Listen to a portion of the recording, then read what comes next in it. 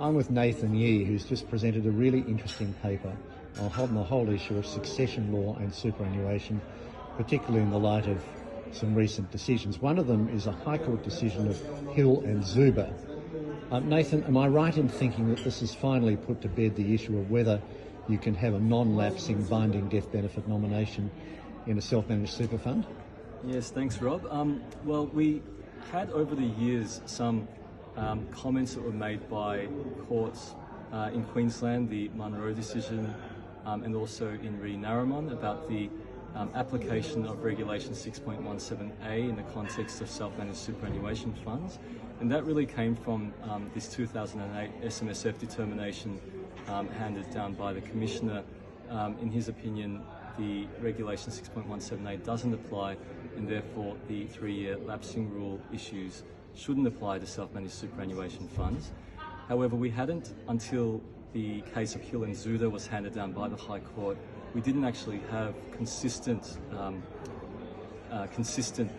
guess, approaches throughout the country and different jurisdictions on this issue.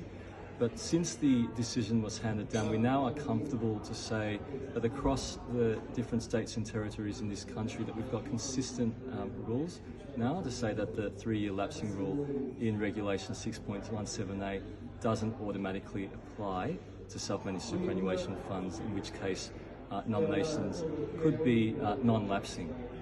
Now, does that mean that in all cases all you have to do is to make a non-lapsing binding nomination for the beneficiary of the member of the self-managed super fund? Is that enough? Do you need to do anything else to make sure it's going to be valid?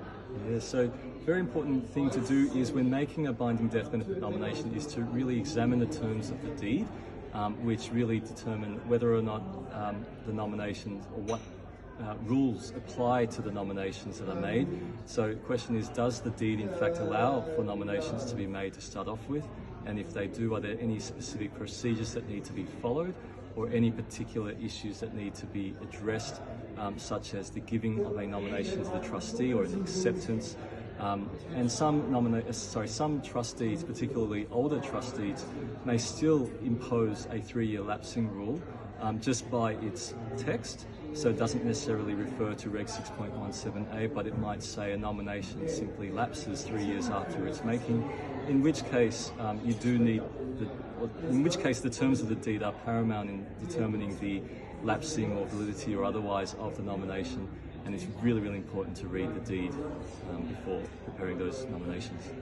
Nathan, thank you. And Thank you. That is the message. Read the deed. I know it's boring, but it's something that's critical as usual when it comes to any trust.